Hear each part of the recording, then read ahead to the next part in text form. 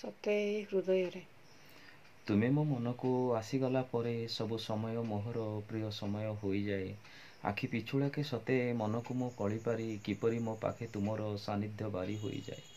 ତୁମ ଭାବର ସମୀରଣେ ପ୍ରତି ପଲକରେ ଏହି ହୃଦୟ ପୁଲକିତ ହୋଇଥାଏ। ତୁମ ଅନୁଭବ ଯେତିକି ଯେତିକି ପ୍ରଗାଢ଼ ହୋଇଥାଏ, ତୁମ ସାନ୍ନିଧ୍ୟରେ ମୁଁ ହିଁ ସେତିକି ସେତିକି ମୁହ୍ୟମାନ ହୋଇଯାଏ।